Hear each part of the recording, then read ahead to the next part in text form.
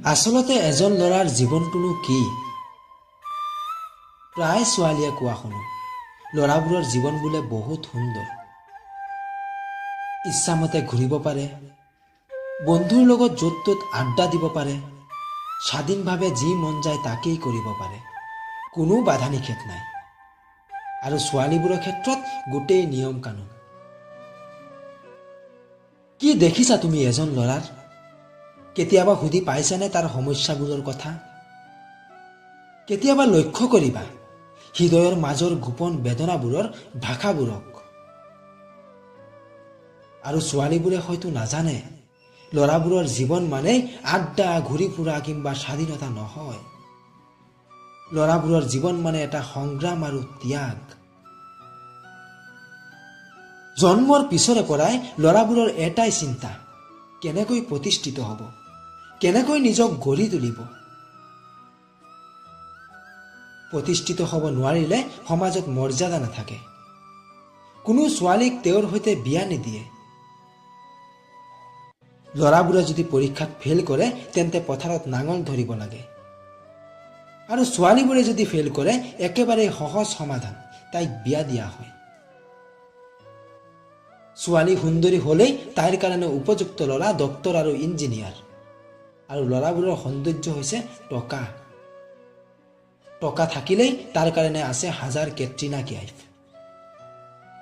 আজিকালি টকা নাথাকিলে চুইটি বেবীবোৰে ঘূৰিয়ে নাচায়। গাৰ্লফ্ৰেণ্ডৰ জন্মদিন আহিলেই দিব লাগে দামী দামী উপহাৰ। সদায় বেলেগ বেলেগ ৰেষ্টুৰেণ্টত বহি এজনে আনজনক খুৱাই নিদিলে প্ৰেম হেনো নজমে। আৰু এইবোৰৰ বাবে লাগে টকা, আৰু টকাৰ বাবে দৰকাৰ জীৱনত প্ৰতিষ্ঠিত হোৱা। আৰু প্ৰতিষ্ঠিত হ'বৰ বাবে ল'ৰাবোৰৰ কৰিব লাগে জীৱনত বহুতো সংগ্ৰাম আৰু বহুতো ত্যাগ। এটা ল'ৰাৰ জন্মৰ পিছৰে পৰাই ত্যাগ কৰিব লগা হয়। ত্যাগ কৰিব লগা হয় তাৰ ভালপোৱা, তাৰ অনুভূতিবোৰক। কেতিয়াবা আপোন ভাই ভনীয়েকৰ বাবে, কেতিয়াবা পৰিবাৰ আৰু কেতিয়াবা জীৱন সংগীৰ বাবেই সকলো ত্যাগ কৰিব লগা হয়, বিনিময় একো নিবিচাৰাকৈ। সেয়ে সকলো ল'ৰাবোৰৰ উদ্দেশ্যে মোৰ এটা কথা, তোমালোকে এই প্ৰেম নামৰ মৰীচিকাৰ পিছত দৌৰি সময় নষ্ট কৰাতকৈ নিজক গঢ়ি তুলিব চেষ্টা কৰা।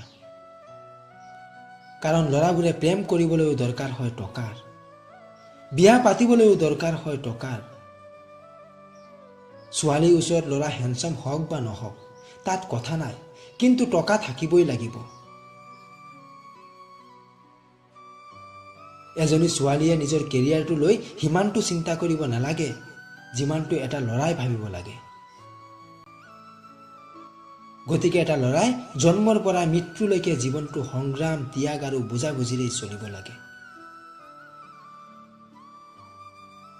যদি ভাল লাগিছে তেন্তে লাইক, শ্বেয়াৰ আৰু কমেণ্ট কৰিবলৈ নাপাহৰিব।